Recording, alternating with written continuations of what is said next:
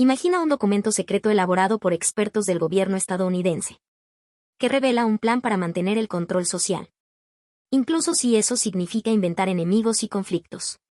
El informe de Iron Mountain apareció en 1967. Y desde entonces, ha desatado dudas, miedo y debate sobre la verdad oculta detrás de la paz mundial. Este texto anónimo, supuestamente escrito para el gobierno de Estados Unidos, sugiere que la guerra es necesaria para mantener la estabilidad social y económica. Según el informe, sin la amenaza constante de un enemigo, la sociedad podría caer en el caos. ¿Pero es real? ¿Una advertencia? ¿O simplemente una falsificación para provocar polémica?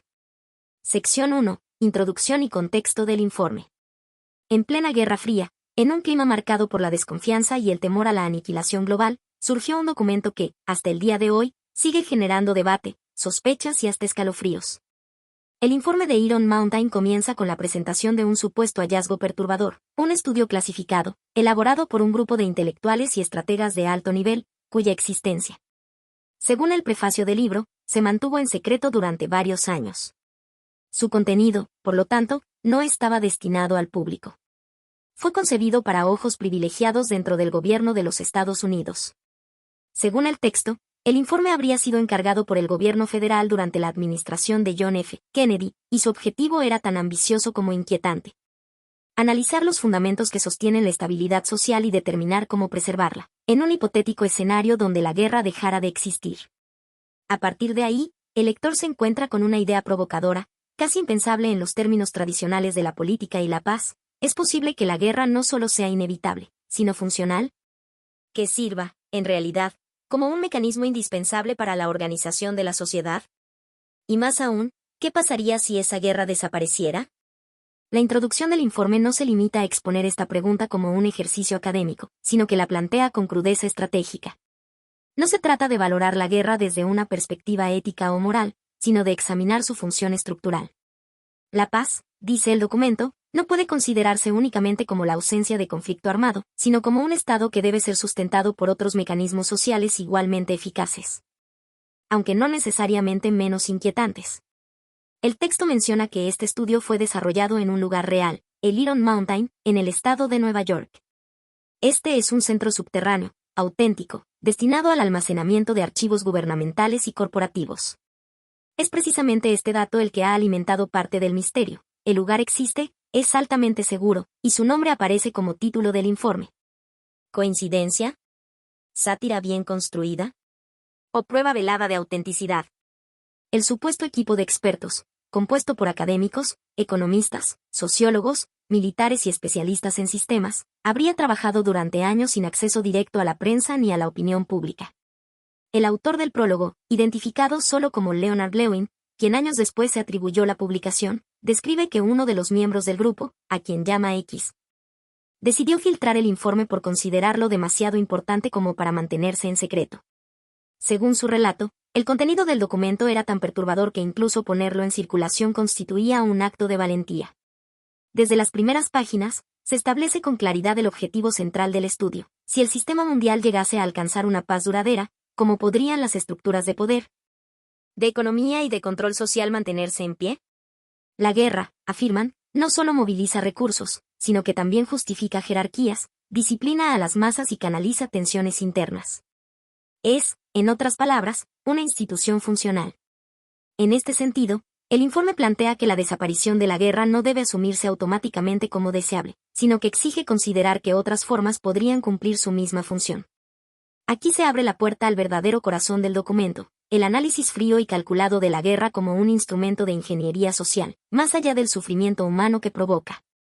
Y aunque no se entra todavía en propuestas específicas, la sola insinuación de que la paz podría representar un problema sistémico, ya resulta profundamente inquietante. Este enfoque contrasta de forma brutal con la narrativa tradicional de las relaciones internacionales. Mientras que los discursos oficiales glorifican la paz como el bien supremo y la guerra como una tragedia a evitar, este informe lo invierte todo: la guerra cumple funciones vitales que no pueden ser fácilmente reemplazadas. A lo largo de esta introducción, el documento también hace énfasis en el carácter técnico del estudio. No pretende formular políticas públicas ni sugerir decisiones inmediatas. Más bien, ofrece una radiografía estructural del sistema. Su valor, según sus propios autores, reside en la crudeza con la que analiza la sociedad moderna, como si el alma humana pudiera diseccionarse con bisturí sociológico. Una reflexión que se impone al lector en esta primera sección es, ¿hasta qué punto estamos condicionados por estructuras que, aunque invisibles, sostienen el orden social? Y si esas estructuras incluyen el conflicto, ¿no deberíamos preguntarnos qué otras formas de cohesión podrían reemplazarlas? En cuanto a su versión audiovisual, aunque no existe una adaptación directa del informe de Iron Mountain, muchos documentales y películas de corte conspirativo han explorado temas similares, como el uso del miedo para consolidar el poder, o la invención de amenazas para justificar controles sociales. Producciones como Back the Dog o incluso series como Utopía han tomado este tipo de ideas y las han llevado a la ficción, en ocasiones logrando un efecto más impactante que el texto original. Esta primera sección del informe de Iron Mountain no busca provocar con imágenes ni con escenas violentas. Su arma es otra, la lógica despiadada. Y lo que propone, aunque todavía de manera inicial, es un mundo donde la paz debe ser simulada si no puede lograrse naturalmente, y donde la guerra no es una anomalía, sino una necesidad. Sección 2. La guerra como herramienta social. Después de plantear su hipótesis central en la introducción, el informe entra de lleno en su núcleo más provocador, la guerra como una herramienta social estructural, profundamente arraigada en el desarrollo histórico de las civilizaciones. Desde las primeras líneas de esta sección, los autores dejan algo muy claro: la guerra no puede entenderse únicamente como una expresión del conflicto entre naciones, ni como un evento aislado generado por ideologías, disputas territoriales o accidentes diplomáticos. Para ellos, la guerra ha sido, a lo largo del tiempo, una función vital dentro de los sistemas sociales, políticos y económicos. Es decir, no solo acompaña al desarrollo humano, sino que lo sostiene en múltiples niveles. Las funciones de la guerra no se limitan a defender a una nación frente a agresiones externas, señala el texto con frialdad técnica. Muy por el contrario, se argumenta que la guerra actúa como un mecanismo de control interno, permitiendo a los gobiernos organizar, disciplinar y movilizar a sus poblaciones. La amenaza constante de un enemigo externo, real o fabricado, cohesiona al cuerpo social, fomenta el nacionalismo y suprime la disidencia. Es una estructura de control emocional y psicológico que se ha demostrado eficaz, aunque sea a un costo humano devastador. Pero más allá del plano emocional o simbólico, el informe enfatiza con insistencia el papel económico de la guerra. En palabras textuales, la guerra ha sido el único sistema económico capaz de sostener el gasto público a largo plazo sin depender de la eficiencia productiva. Esta afirmación abre una ventana inquietante: lo que para muchos es destrucción, para otros ha sido inversión.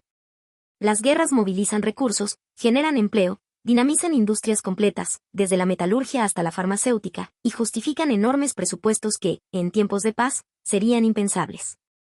La construcción de armas, la investigación tecnológica con fines bélicos, la logística militar, incluso la atención médica a soldados heridos.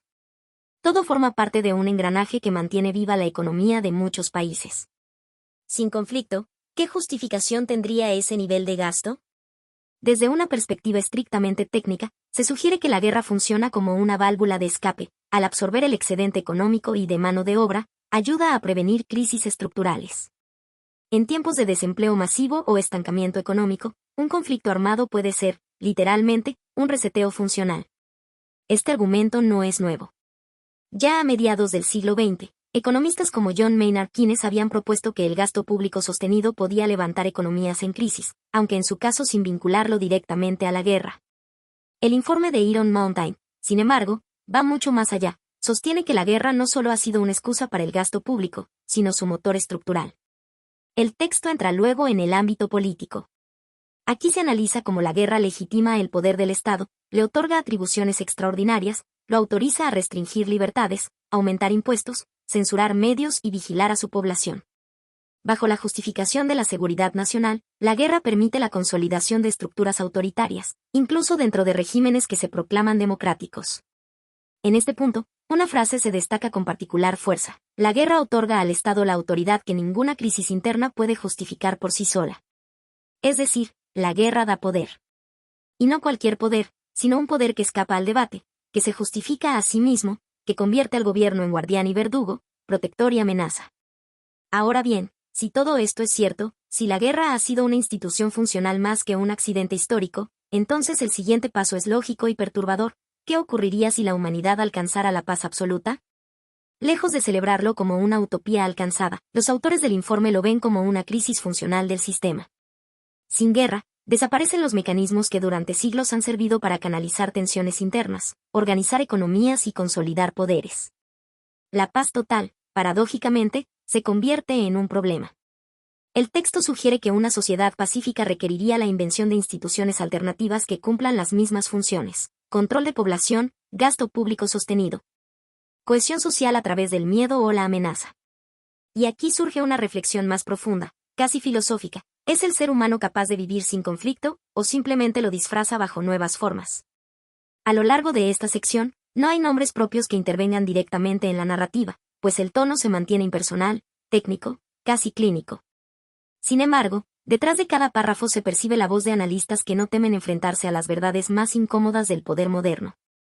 En este punto, cabe una reflexión contemporánea. En muchas obras audiovisuales, desde documentales hasta series de ficción, se ha explorado esta misma premisa. Películas como The Report o incluso V de Venganza exponen cómo el miedo y la guerra pueden ser usados para sostener regímenes opresivos.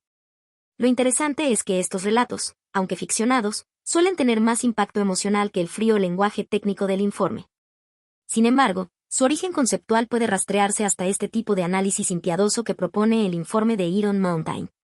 En resumen, esta segunda sección desnuda sin ambajes la maquinaria invisible del sistema moderno, una estructura que necesita del conflicto para funcionar, que convierte la guerra en institución, y que ve en la paz no una esperanza, sino una amenaza sistémica.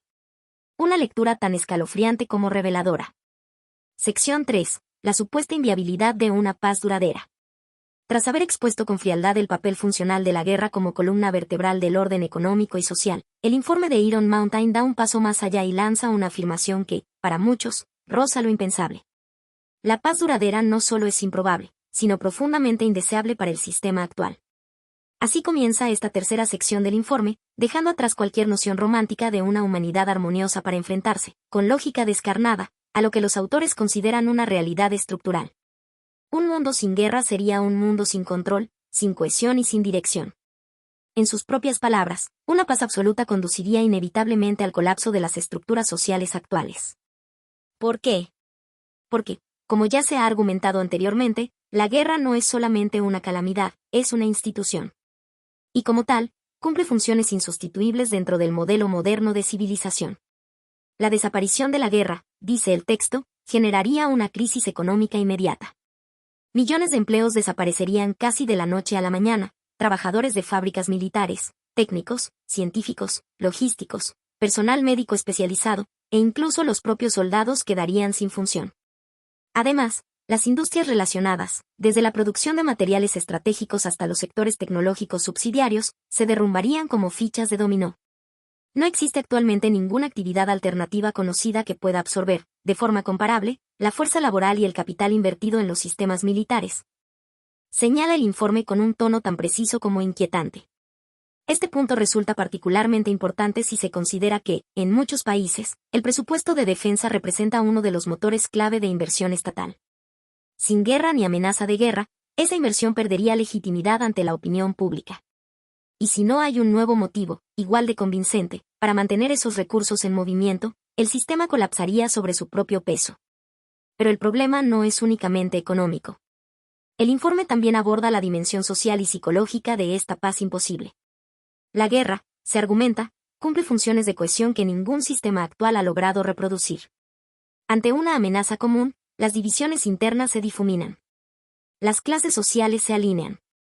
La identidad nacional se fortalece. Y el poder se consolida.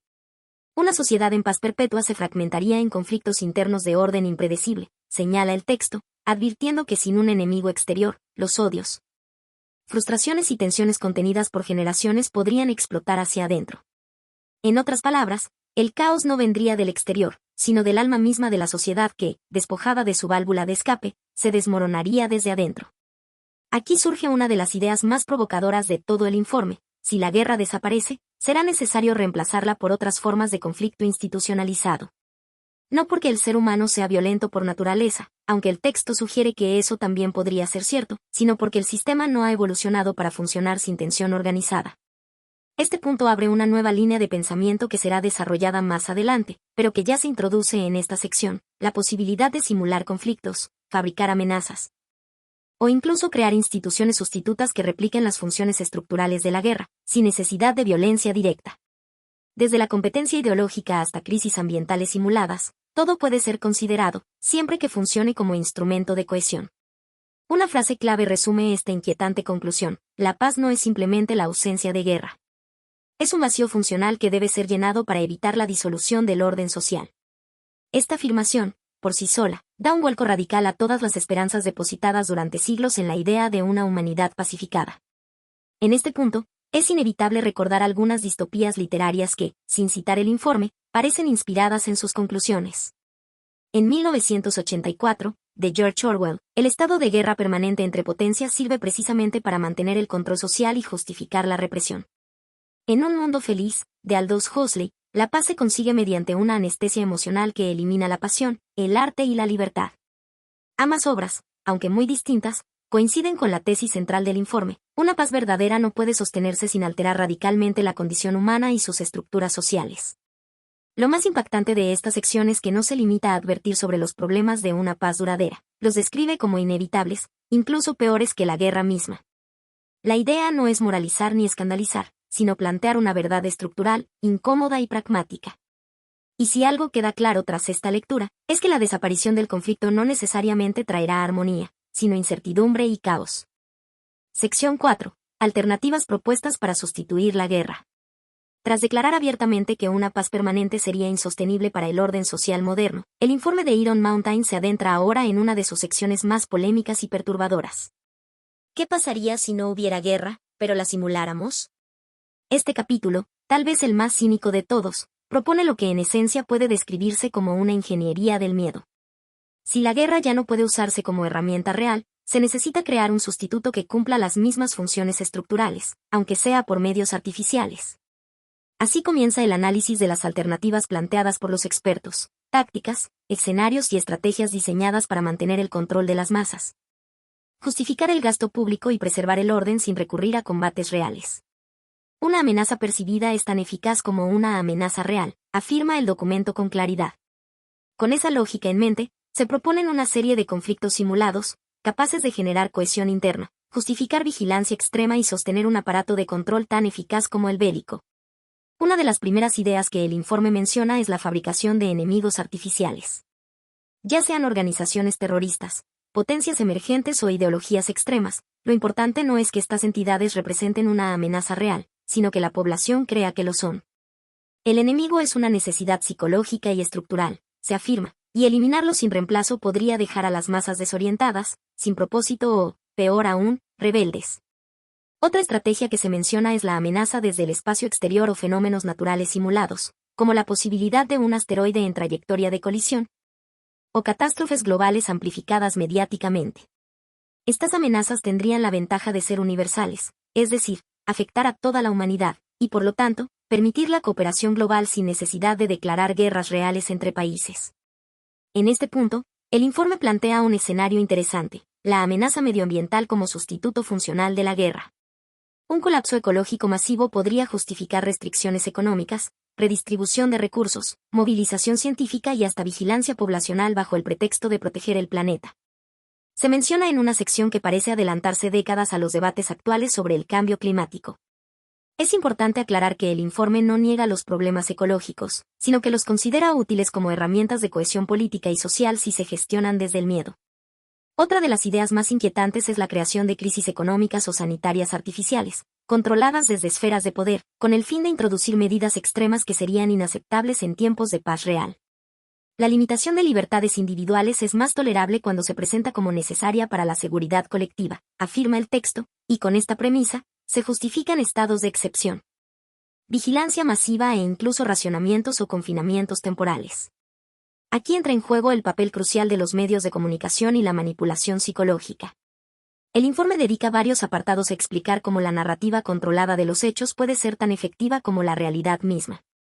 El temor no necesita fundamento sólido, necesita repetición constante, símbolos claros y mensajes simples. La propaganda, según los redactores, es un brazo indispensable del nuevo modelo de paz simulada. Una reflexión importante del informe sugiere que estas estrategias no deberían aplicarse de manera burda o evidente. Al contrario, para que funcionen, deben estar cuidadosamente dosificadas, con niveles controlables de tensión, para evitar la desensibilización del público. Es decir, el miedo debe ser real, pero no paralizante, creíble, pero no apocalíptico, constante, pero no insoportable. Este capítulo, en su conjunto, plantea una visión distorsionada pero lógica del mundo futuro, un planeta en paz, pero dominado por amenazas invisibles, crisis orquestadas, y un estado de vigilancia constante. Todo, bajo la apariencia de estabilidad. Una guerra que no se libra con armas, sino con información, percepciones y emociones. Si en las secciones anteriores se nos mostraba la guerra como columna vertebral del sistema, aquí se revela el plan para preservar su funcionalidad sin recurrir al derramamiento de sangre, una paz escenificada, cuidadosamente diseñada desde las sombras. Y aunque el informe insiste en que estas propuestas no deben interpretarse como deseos, sino como hipótesis de trabajo, lo cierto es que la línea entre la previsión y la programación se vuelve cada vez más delgada. ¿Y si no solo se plantean estos escenarios como posibilidades, sino como planes en curso? Sección 5. La función del miedo y la paranoia social.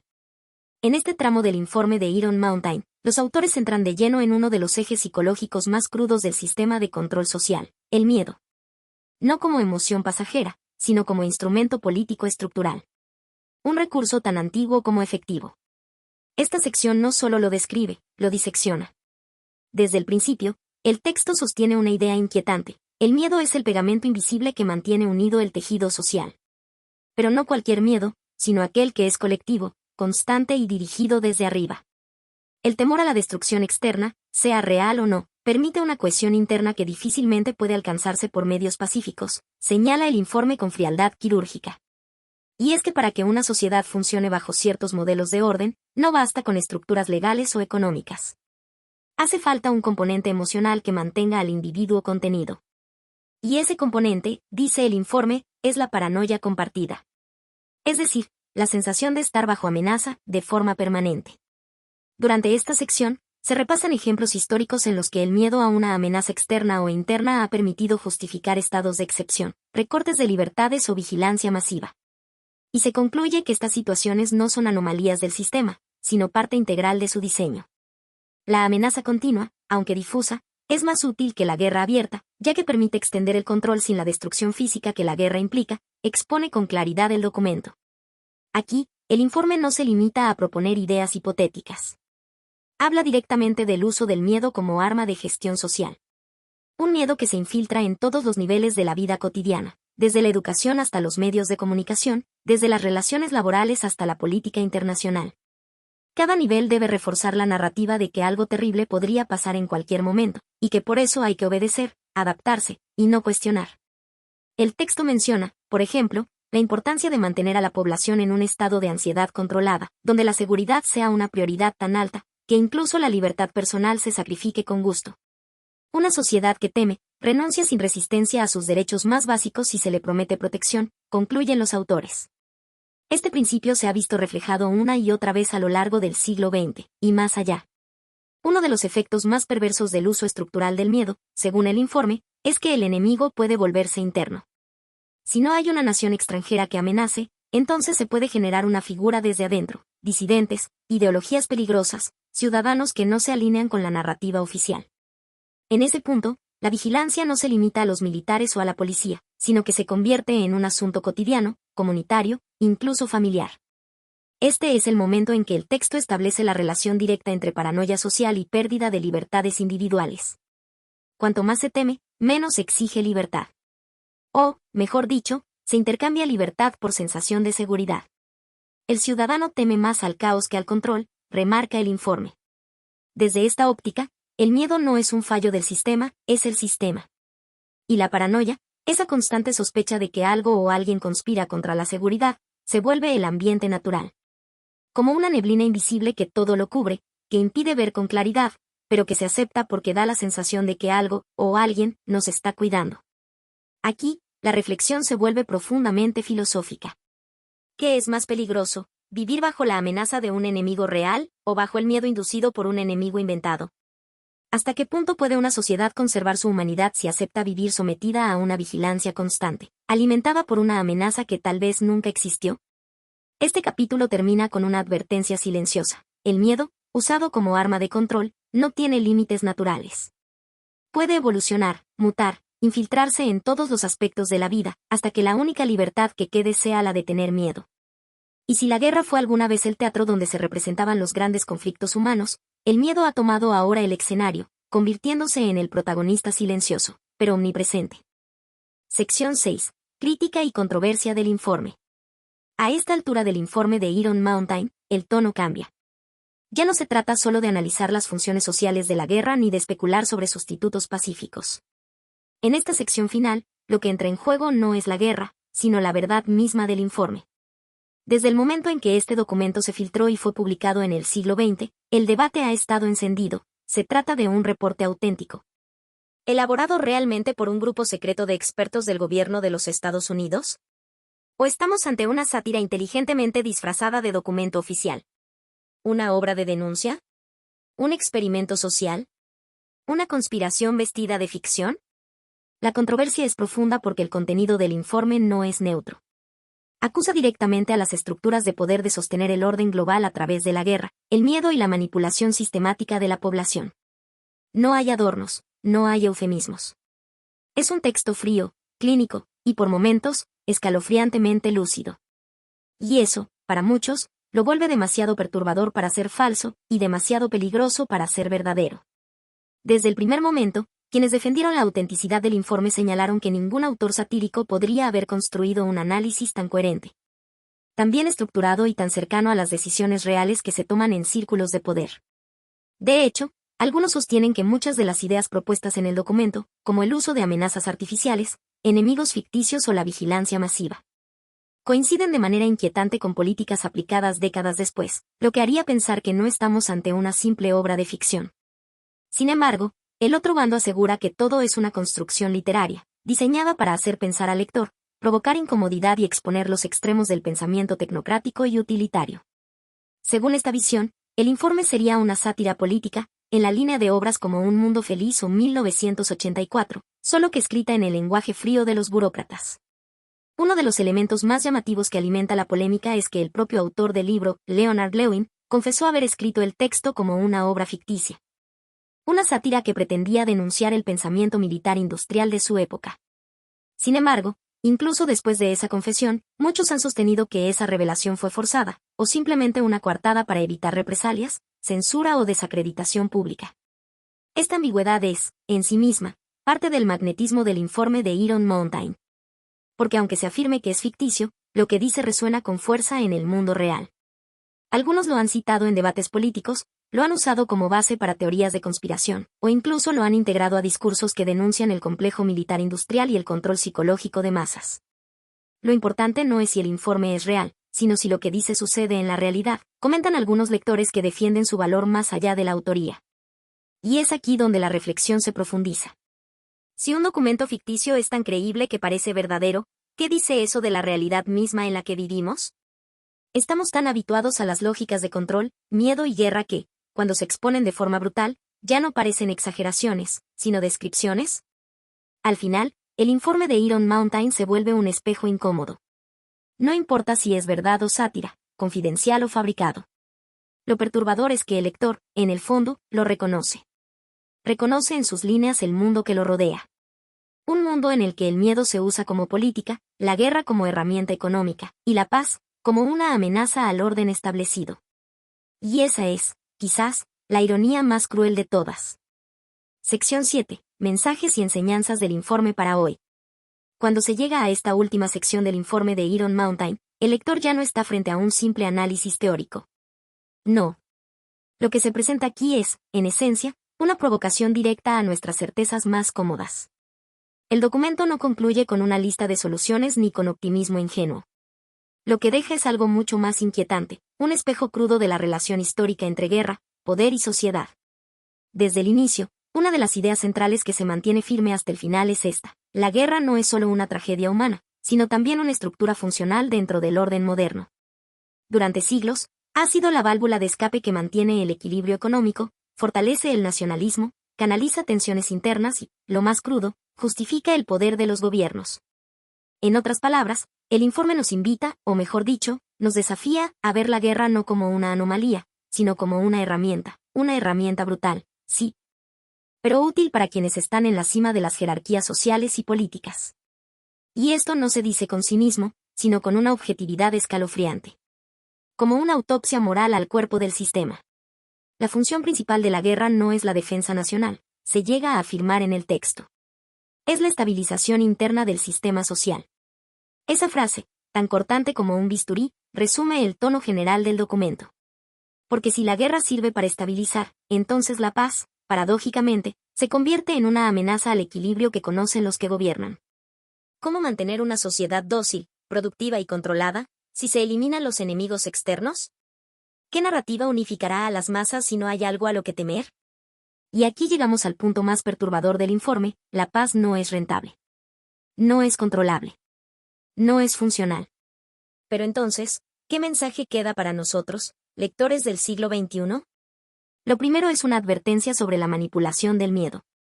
El informe, a pesar de haber sido escrito en plena Guerra Fría, anticipa con inquietante claridad muchos mecanismos contemporáneos: estados de vigilancia permanente, enemigos invisibles, amenazas difusas pero constantes, como el terrorismo global, los ciberataques, o incluso ciertas narrativas climáticas y sanitarias utilizadas políticamente.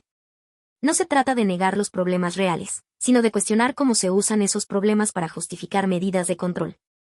Lo segundo es una reflexión ética más profunda. Si el miedo ha sido históricamente el pegamento del orden social, ¿cómo construir un futuro que no se base en él? ¿Es posible reconfigurar nuestras sociedades para que no dependan de la violencia, ya sea armada, estructural o simbólica, como método de cohesión?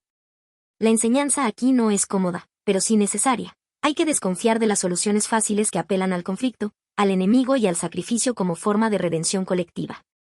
Porque si cada generación acepta esa narrativa sin cuestionarla, entonces la guerra, real o simbólica, seguirá siendo la norma. Pero también, y esto es importante decirlo, el informe deja una grieta por donde entra la esperanza. Porque al evidenciar la artificialidad de muchas de las funciones atribuidas a la guerra, también nos abre la puerta a imaginar otras formas de estructura, otras fuentes de cohesión, otros motores para la economía, la identidad y la cooperación. Es decir, nos entrega un reto: ¿podremos crear un sistema donde la paz no sea una amenaza, sino una oportunidad? Y con eso concluye este viaje por el informe de Iron Mountain, un texto que, más allá de su origen discutido, sigue siendo uno de los ensayos más provocadores sobre el lado oscuro de las estructuras de poder moderno. No se trata solo de si es verdadero o no. Se trata de si nos atrevemos a ver lo que refleja. Y sobre todo, de qué hacemos con esa imagen ahora que la hemos visto. Cuando el informe de Iron Mountain salió a la luz en el año 1967, la sociedad estadounidense se encontraba sumida en uno de los momentos más complejos de su historia moderna. La Guerra Fría alimentaba una paranoia sostenida, la guerra de Vietnam desangraba al país y las protestas sociales comenzaban a desbordar los márgenes tradicionales del disenso. Fue en ese contexto convulso que apareció este documento, supuestamente filtrado desde lo más alto del poder gubernamental, y que desde su primer párrafo sugería algo tan demoledor como inquietante: que la guerra no solo era necesaria, sino funcional para el orden del mundo. Desde el primer momento, el libro provocó una polarización feroz. Algunos lo recibieron como una sátira brillante, al estilo de Un mundo feliz de Aldous Huxley o 1984 de George Orwell, pero más técnica, más económica, más cínicamente estructurada. Otros, en cambio, lo tomaron como una advertencia realista, casi profética, sobre los mecanismos oscuros que operan tras bambalinas en la maquinaria del Estado moderno. Lo que nadie pudo hacer fue ignorarlo. Una de las razones por las que el informe de Iron Mountain impactó tan profundamente es porque, más allá de su cuestionada autoría, no se basaba en la fantasía ni en un mundo alternativo.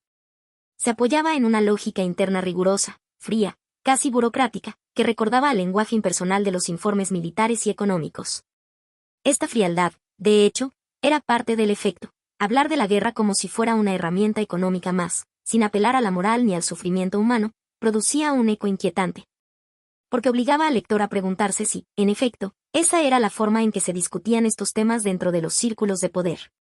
La tesis central del libro, que la guerra es necesaria no solo para defender naciones sino para preservar estructuras económicas, justificar gastos públicos, mantener la cohesión social y sostener el statu quo. Conecta directamente con los planteamientos de pensadores como Michel Foucault, quien décadas más tarde desarrollaría el concepto de biopolítica, es decir, el control del cuerpo social a través de estrategias sutiles de vigilancia, regulación y miedo. También se vincula con Noam Chomsky y su crítica al uso de los medios de comunicación como dispositivos de manipulación para legitimar guerras y políticas represivas bajo el manto de la seguridad nacional. Pero donde el informe de Iron Mountain diverge es en su tono casi empresarial.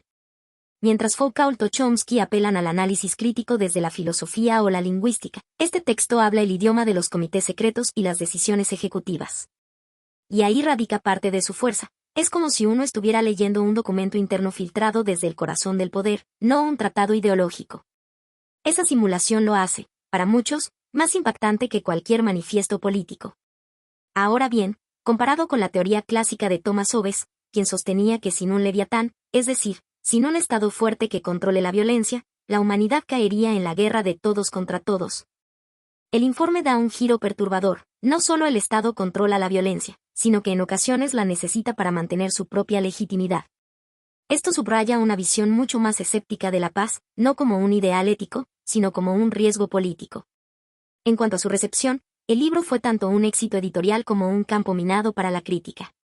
Algunos intelectuales de la época, como John Kenneth Galbraith, se vieron obligados a desmentir rumores de su participación. La posibilidad de que fuera real o ficticio se volvió parte de su atractivo. Esta ambigüedad deliberada, que solo años después el escritor satírico Leonard Lewin reconocería como un montaje literario, no disminuyó su impacto. De hecho, lo potenció. Porque lo importante no era su veracidad, sino lo verosímil de su planteamiento. Lo que inquietaba no era si ese informe existía, sino que podría existir. Si uno observa el mundo actual con los ojos entrenados por este texto, es difícil no encontrar ecos de sus advertencias, amenazas constantes de conflictos globales, discursos nacionalistas que resurgen ante cada crisis, economías que dependen de presupuestos militares descomunales, y poblaciones enteras que aceptan recortes de libertades individuales en nombre de la seguridad. Y sin embargo, hay algo aún más sombrío. En un mundo hipertecnologizado, donde el miedo puede viralizarse en cuestión de minutos, las herramientas de control descritas en el informe se han sofisticado más allá de lo que su autor, real o ficticio, podría haber imaginado. Hoy, no se necesita una guerra tradicional para producir miedo, cohesión o obediencia. Basta con una narrativa bien construida, una imagen impactante y una población dispuesta a creer. En conclusión, el informe de Iron Mountain no es solo una provocación intelectual ni una sátira política. Es una obra que sigue retumbando por lo que plantea más que por lo que declara. Su vigencia no se mide por la exactitud de sus datos, sino por la fuerza de su incómoda pregunta, ¿y si la paz no es tan rentable como nos gustaría creer? En un mundo que cada vez parece girar más en torno al miedo, la vigilancia y la necesidad de enemigos constantes, esa pregunta no ha perdido ni un gramo de actualidad. Al contrario, su eco es más fuerte que nunca. En un mundo aún plagado de conflictos.